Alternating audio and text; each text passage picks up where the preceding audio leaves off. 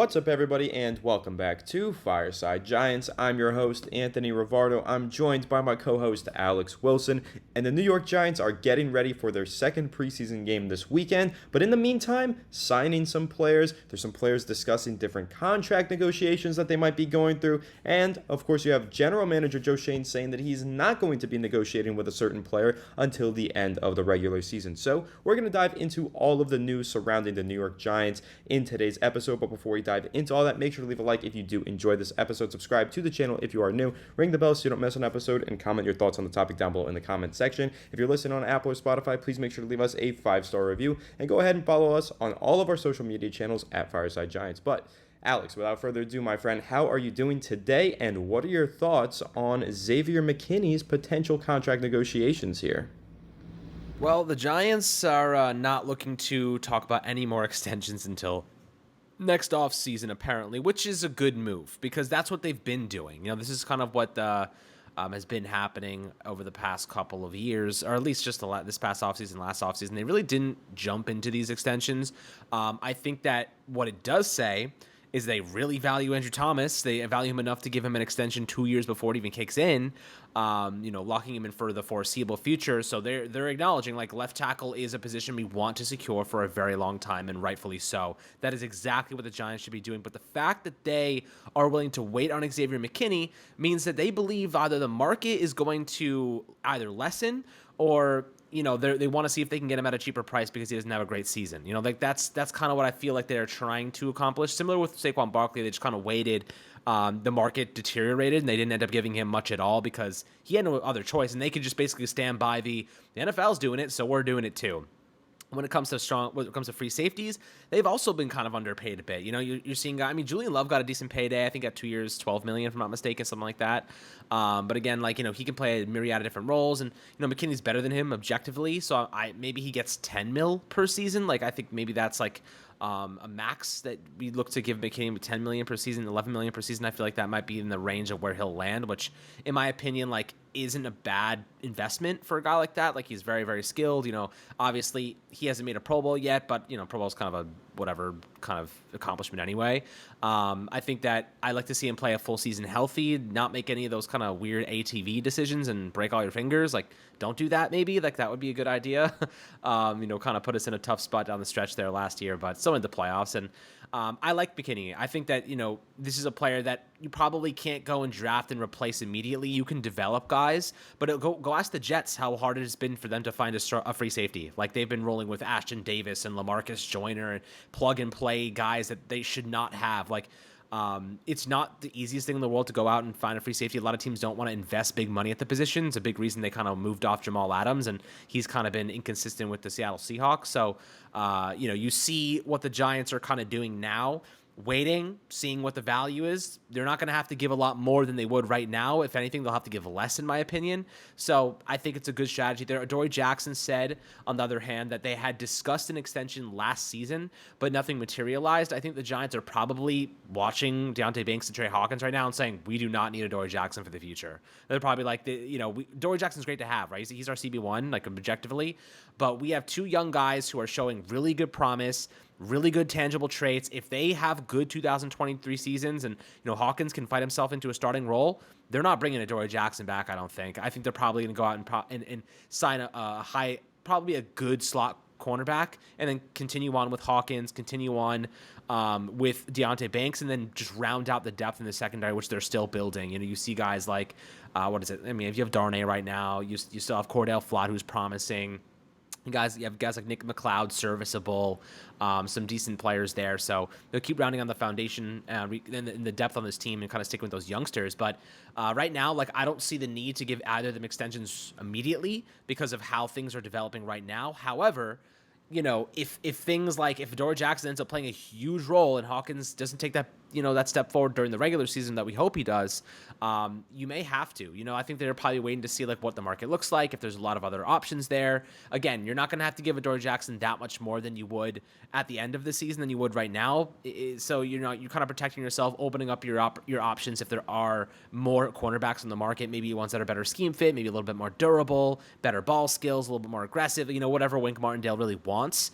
Because Adoree Jackson was a holdover from the last regimen. So, what are your thoughts about that? The McKinney contract, and obviously, would you extend Adoree now, or do you think it's okay to wait? Because personally, I think it's okay to wait on both of them. I think it's okay to wait on both of them. I think that if you wait on Jackson, that's important because he could get injured this season and you don't know what you have with him in the future. He could have a down year. And of course, as you mentioned, the Giants have some really talented young cornerbacks on their roster. Deonte Banks, of course, Trey Hawkins. Let's see how these guys develop because they might take over those starting cornerback positions. And then there's no need to invest a premium price tag into Adoree Jackson unless he can prove that he can play in the slot. And I think that's a really important factor for Adoree Jackson going into the season. He needs to become a little bit more versatile. Throughout his NFL career, he has only played on the boundary, but as we know, the Giants recently started toying with the idea of moving him to the nickel cornerback position while having Trey Hawkins and Deonte Banks on the outside. So if Adoree Jackson can go into this year and make an impact as a nickel, that can be his avenue to getting that extension next offseason. He becomes far more valuable to the Giants if he has the ability to play in multiple positions. So that's going to be a big factor for him. And then when you're looking at the Xavier McKinney situation, the safety market is one of the most inconsistent markets in football. I mean, some years you'll see safeties get big time contracts, right? They start getting paid $16 million per year. The next year, the highest valued contract is like $6 million per year. It's just a really random position in the market. So what the Giants need to do here is be patient. They should not extend Xavier McKinney right now, especially considering he's been injured for a large portion of his NFL career. I know last year was a freak accident and not his fault. It was an accident, it really was, and a mistake that he made. And when you look at that injury, you don't see anything like that recurring, but you just think of the fact that as a rookie, he also missed the majority of that season with a foot injury. Yes, healthy in year 2 and was excellent in year 2 with 5 interceptions, but we haven't seen him replicate that. Now he needs to replicate it in this contract year, the final season on his contract. If he goes out there, balls out, the Giants might want to use the franchise tag on him. They might want to, tag and trade him. They might get him at a high price point, a low price point. There's so much uncertainty right now with Xavier McKinney. And in fact, it's almost, I wonder if the Giants are not the party in this equation that doesn't want to sign him to the extension. I would think McKinney would want no part in signing an extension right now, because if he goes out there, balls out, has a career year, you're looking at some of these top safeties in the NFL. You've got Derwin James making $19 million per year, Minka Fitzpatrick at 18, Jamal Adams 17.5, and even some of these younger guys who signed more recent contracts. Jalen Thompson of the Cardinals making $12 million per year, 25 years old. Julian Love, as you mentioned, 25, $6 million per year. But anywhere in that range, I think that McKinney really could push over the $10 million into the 12, close to the 15, like a Jesse Bates III at $16 million per year if he has a big career year in 2023. So it makes zero sense for McKinney to sign this contract. That was the opposite equation for Andrew Thomas. He's a proven, established star. He could have gone into the season, played another year, then negotiated at an even higher price point, but then he's risking the fact that he could get injured and lose out on money. So it was smart for Andrew Thomas to sign now, but it's the opposite for Xavier McKinney. He needs to go out there and prove that he could stay healthy, and then if he does that, he's going to boost his salary by a few $1 million.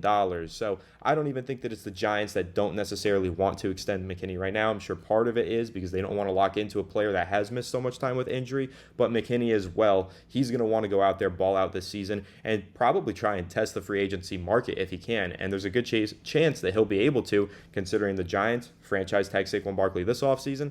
They're probably going to have to franchise tag him again next offseason if they can't work out a deal over this season's bye week. Well, they can't even do that. So that situation's a mess, and that's going to affect the Xavier McKinney situation as well. So we'll see what happens with McKinney. I think that it's important for him personally to have a big 2023 season, and if he does that, the Giants could be paying up a premium price at that safety position. But then again, It's such a random position. The market is always changing. They could get him for a steal next year as well. So we'll see what goes on there. And again, like I said with Adoree Jackson, this is a player that I want to see extended. I'd like to see him here long term, but it might not be necessary for the Giants to extend him. You just got to see how it plays out this upcoming season with these rookie cornerbacks. I know that Adoree Jackson said that they've had a few preliminary discussions, but that was sometime during last regular season, and they haven't really spoken about an extension since then. So I think it's pretty much safe to say that Adoree Jackson has to play out this upcoming season, and they'll reevaluate next March. So we'll see how that goes. But Alex, I know the Giants signed a few depth pieces here. We've talked a lot this week about how bad the offensive line looked in last Friday's preseason opener. You mentioned two players that should absolutely never touch a football field again, in Wyatt Davis and Corey Cunningham. I'm with you on that one. So the Giants, they did place Devery Hamilton, another offensive lineman, on the injured list, so he's no longer taking up a roster spot. And then they brought in a couple other players that you have some pretty good information on. So Alex, what can you tell us about the new players that the Giants signed today? So the Giants, obviously, as you know, had a massive turnstile at right tackle in this past weekend in Corey Cunningham, and he unfortunately gave up 2 sacks, 8 pressures, over 49 offensive snaps, and played 27 snaps at left tackle, 32 at right tackle. I think we can assume that there's a problem there. I think we can assume we could use a little bit of support. Unfortunately, the guy we just signed is arguably worse. I don't really get it. And look, the truth is simple right now, guys. Like, you're not going to go out in the free agent market, spend next to nothing, and get anyone of value. Like, you're bringing in bodies to compete. You're bringing in someone saying, like, okay, they worked out well, they look athletic, they look like they can learn, they have some decent tangible traits. Like, let's see if they have anything they can take to our coaching, take to our style and what we're asking them to do. So they bring in a guy called Julian Davenport. He's been in the NFL for a bit, I think 5 seasons worth of action, but he had one of the worst seasons that I've ever seen of a player in my life. I mean, he's a former 4th-round pick out of Houston, 2017, went to Bucknell. He's 6'7", he's 28 years old, 325 pounds. But his 2018 season may be one of the worst in tackle history. He had 70 pressures allowed, so he played 1,084 snaps. He gave up 70 pressures. 70 pressures. I can't even fathom. Like, Evan Neal was bad. This guy was, like, significantly worse. So 70 pressures, 44 quarterback hurries, 14 quarterback hits, 12 sacks. 12 sacks, not one, not two, 12 freaking sacks. And this is the number that really, and if you're already, like, you should be turned off at this point, this one's going to really make you pissed off. 16 penalties. I don't even know how you could perform that poorly. I really don't understand. Like, I don't get it. Whatever reason the Giants brought him in for a workout, maybe he has a connection to the coaching staff. Maybe there's something there. Maybe, that was in 2018, so he got hopefully a little better. Played 534 snaps in 2019 with Miami. Gave up 6 sacks and 31 total pressures. He was basically on pace to suck at that level again the next season. Fewer penalties, only 1 penalty, so I'll give him that. Primary left tackle. He didn't play last year, 2021. He played 278 snaps for the Colts, gave up 4 sacks and 12 hurries and 20. I don't even understand why they signed this guy. Like, he's just terrible. Like, every season he has any substantial amount of snaps, he is god awful. I don't know why they like him. Maybe he took a season off. Maybe he slimmed down. Maybe he fixed his technique. He worked a lot, and he was like, I'm coming back with a vengeance. I hope that's the case, because whatever he did in the past, the numbers that we're seeing here are some of the worst I've ever seen. But I will say this. I'll give him the benefit of the doubt. Took a year off, fixed whatever he needed to fix, came back, maybe is a little bit more athletic, a little bit better, and the Giants like what they saw. So we'll give him the benefit of the doubt right now, but just so you guys know, he's been really bad in the past. And the truth is simple: the Giants are probably going to have to go out and get some waiver wire cuts. There's a link to Justin Pugh. I know Pat Leonard of the NYDN I guess interviewed him today, and he was like, yeah, I'd love to come back to the Giants, finish off my career, coming off an ACL tear, so there's definitely a little bit of concern. We just need help, guys. Like, any help we can get with experience that has a relative decent pass that's cheap. Justin Pugh is a fine guard. He might get maybe a little tackle experience. Like, he can fill in. You're not asking him to start. You're giving him a veteran minimum deal and saying you're coming off a serious injury. We'll see what you got. You have experience. You know what it's like to play in New York. So, what are you thinking about these guys? And they also brought another guy, Ray Wilborn, a linebacker from the Broncos. He played 10 snaps last year in the preseason. I think that's basically all he's done ever. I don't think he's actually made a regular season appearance, so that's unfortunate for him. Maybe he suited up for 2 games. He didn't actually play, but he has 177 career preseason snaps. He actually put some decent numbers on the board, had 16 total tackles. Hasn't missed a tackle in the last 2 years in preseason games. Didn't give up much in coverage, but this is another wash, guys. Like, this is not a player you're expecting to be anything serious. He's an undrafted free agent in 2020, 6'4", 224 pounds. He's got some size to him, so you bring him in, ask him to compete. He's healthy. That's kind of the most you're asking out of this guy. And then, we'll talk about Micah McFadden to wrap this up in a second, Anthony, but I'll give you a chance to kind of give your take on these guys. I don't even want to discuss that offensive lineman. You summed it up. There's nothing worth discussing there. It's just another body. Let's see if the Giants can develop him. But this is not a player that I expect to make the roster. They're just giving a guy a chance. But I will say, I disagree with you on Ray Wilborn. I think that Ray Wilborn will actually see playing time for the Giants and has a legitimate chance of making the regular season roster. Now, why might that be the case, you ask? Because the guy plays special teams.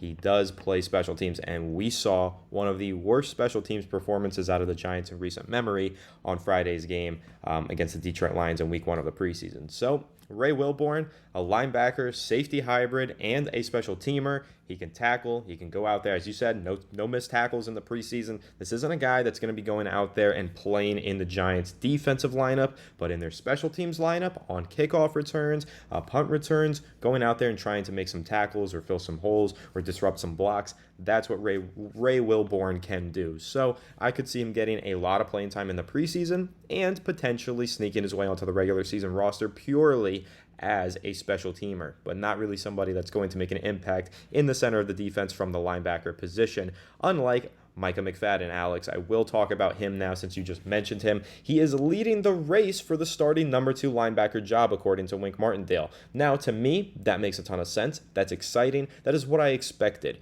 Darrian Beavers coming back from this injury. Yes, he's looked good at training camp. He looks fast. He looks healthy. He's got a chance to make a serious impact on this defense. He was listed with the first team in the unofficial depth chart released last week. However, we didn't see him play at all in the first preseason game, which tells me maybe he's not back to 100% like we thought he was. Because if he was listed with the first team and now Micah McFadden is leading the race according to Wink Martindale, but Beavers didn't play, Beavers is probably not healthy enough to play. So we're still waiting on Beavers to feel 100%. Then we can see if he can go out there in the preseason, make an impact, and earn back that starting job. But for now, in my opinion, Alex, it needs to go to the guy who's actually played in an NFL regular season. I don't want Darrian Beavers going out there basically in his rookie year to start in the Giants defense. Of course, the Giants drafted him last year. He's got some great traits, looked awesome in last preseason, but then he tore his ACL and he didn't play a single snap during the regular season. Who did? Micah McFadden. He played in all 17 games for the New York Giants. Do not underestimate how much experience that is and how important that is for a player who will be starting in the Giants defense. He made 7 starts last year. He's absolutely ready to take on the full-time starting role. Now, will he be an elite player? Can he take it on and run away with it and be a great linebacker? I don't know. Probably not. But I do think that Micah McFadden has some great traits, some really good tools, and a pass rushing ability that Wink Martindale is bound to fall in love with. So I think that Micah McFadden is the clear-cut number 1 guy that I want starting alongside Bobby Okereke. He makes far more sense in that position than Darrian Beavers to me at this point, but it is still early. There is 2 more preseason games left on the schedule. If Darrian Beavers goes out there this upcoming weekend and balls out and then does it again next weekend, he can absolutely steal back that starting job. But as Wink Martindale said, right now the man leading the race, but it's still a race, pointing out that it's still a race, but the man leading the race is Micah McFadden, and in my opinion, Alex, as he absolutely should be. So what are your thoughts on this 2-man race between Micah McFadden and Darrian Beavers?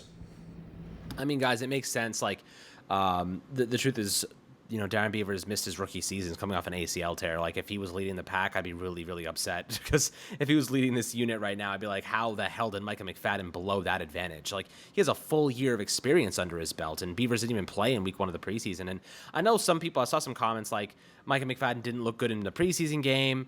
And I'm only basing this off of what I'm looking at right now, which is like the PFF stats. He had a pressure, he had a quarterback hit, didn't miss a tackle, he had 1 tackle, an assist, and a stop, and he gave up 1 reception for 6 yards. I don't necessarily know why people didn't like his performance. Everything here suggests that he was fine he only played 14 snaps, so the sample size is too small to say he was bad or good, to be honest with you. He made a couple plays in 14 snaps. I think that's okay. Last year, there were ups and downs for him. I think that, when you're looking at what he actually did and put on the football field, it was very inconsistent for a rookie. I mean, he's a 5th-round pick, for goodness sake. What do you expect? But his tackling was fine. 9.1% missed tackle rates, probably around average for linebackers. Give up 269 yards in coverage and a touchdown. The 81.5% reception rate certainly isn't like the best in the world. You'd want to see that reduce, obviously, but that's why I have Bobby Okereke. He's going to help, kind of mitigate those coverage snaps and allow Micah McFadden to blitz. He's a really good downhill rusher, coming from that inside linebacker position. He's 23 years old. He's young, developmental piece. I'd like to see him get a little bit better in run defense in terms of like positioning and getting into good spots and picking the right gaps to plug. But he can be aggressive, and Bobby Okereke can be that cleanup guy. Just fill the gaps behind him, make sure he's not entirely out of position to help him along the way. So I think that'll be a good thing for him, working alongside a proven veteran that's a good above average proven linebacker. I think it'll do him well. And Wink Martindale said he saw Micah McFadden improved going into training camp. So, and it seemed to me like Wink was he's leading the pack. This is not really a race right now. It seemed like Micah McFadden's kind of got this job locked up unless they go out and sign an Anthony Barr and get some of the experience. But it doesn't seem like the Giants are going in that route. So I feel as though they're investing a lot in these late round draft picks. I mean, think about this, Anthony. This is something I've actually been thinking about, and I think you guys will appreciate this. We haven't seen this much faith and investment in actual potential result and talent from late round draft picks like this in a long time. I mean, you think about the 4th round on, right? Julian Love's the last guy that really made an impact here. You could kind of point to Jordan Riley's a 7th round pick this year. He looked really good in the first preseason game. Maybe there's something there. Trey Hawkins is running with the ones. Wink was Deonte Banks and Trey Hawkins have been 2 of our best corners in camp. And it's not even a question. It seems to me right now, if everything stays, the trend sticks, he's going to be starting week 1 against Dallas, Trey Hawkins. So when's the last time you saw a 6th round pick, a rookie that is, start for the Giants in a meaningful game and perform well? He hasn't performed well yet, so I'm leaving the jury out, but we haven't seen this much value in a long time. Daniel Bellinger, he's a tremendous young player that has a lot of upside. 4th round pick, you know what I mean? There's a lot of talent here that we're getting. Darian Beavers could end up being a good linebacker. He just needs time. He just hasn't played at all yet. So we're talking about 6th, 7th, 5th round picks here, making an impact on the Giants. When have we seen this? Josh Azudu's a 5th round pick, 4th round pick. You know what I mean? Marcus McKethan, we'll see what he could do. But there's a lot of guys, and they're we're giving our youngsters chances to play. We're giving our guys chances to win starting jobs, and we're going to coach them up and make them good. I haven't seen this in a long time from the Giants, and it's really nice to see. Our 5th, 6th, 7th round picks over the last 10 years, they were just cut. They were bodies. They were just bodies that ended up being cut over and over again. Eric Gray is going to be a valuable piece for us at some point, whether it be as a kick returner or as a backup running back. You know what I mean?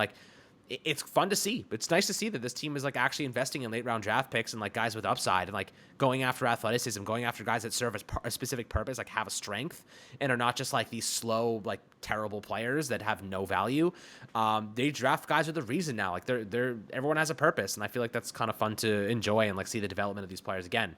None of them have done anything yet, but at least you're seeing they have strengths, and the Giants are getting them out of them really early in camp and during preseason. So it's certainly nice to see their development. No, I mean, 1,000,000%. I agree with you. We've been saying this over and over again all offseason long. Joe Schoen has done a great job of finding middle to late round talents. At least that's how we feel. Of course, you got to wait and see how these guys pan out. But right now, we like the value that he's grabbing. It's not even about whether or not we think these guys are just going to be good. It's the fact that he drafted players that were projected to go in 1 round, and then he got them rounds later. You're talking about John Michael Schmitz projected to go in the 1st round, he gets him in round 2.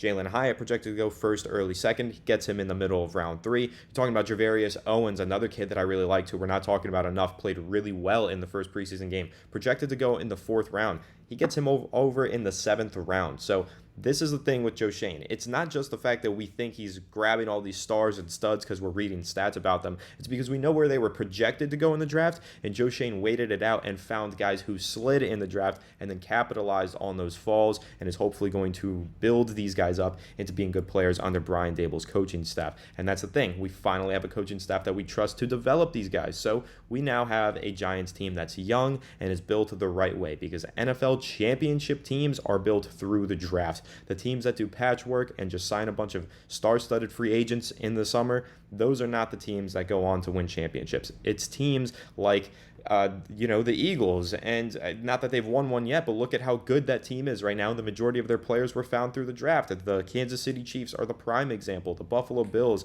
the Cincinnati Bengals, these are teams that built through the draft. Their best players are homegrown talents. So the Giants this offseason extended a bunch of homegrown talent, Daniel Jones, Dexter Lawrence, Andrew Thomas, and also made sure to hold on to a surplus of draft picks and find some guys who were falling in the draft class. So the Giants are building the right way right now. I'm excited to see preseason week 2. Let's see if Eric Gray can build on a shaky first performance. I thought that he had a good performance, but the offensive line in front of him was so shaky that he didn't get enough opportunities to really make the most of the game. So let's see if he can build on it, have a better opportunity in week 2 and capitalize on it. Let's see all these guys. I think there's a lot of really interesting rookies on this team, second-year players, third-year players as well. The Giants have a lot of young players that I'm very excited about. So I'm really looking forward to this weekend's preseason game and the following one after that. And I'm also looking forward to this regular season, watching who the Giants' breakout players are going to be. Because, again, it is a young and talented team, and finally the Giants are building it the right way. So I can't wait. And, of course, we're going to update you on everything with this upcoming preseason game all the way through the regular season right here on Fireside Giants. So make sure to leave a like if you did enjoy this episode. Subscribe to the channel if you are new. Ring the bell so you don't miss an episode, and comment your thoughts on the topic down below in the comment section. If you're listening on Apple or Spotify, please make sure to leave us a 5-star review. And go ahead and follow us on all of our social media channels at Fireside Giants. But without further ado, we will catch you all in the next one. Have a good one, and let's go Giants.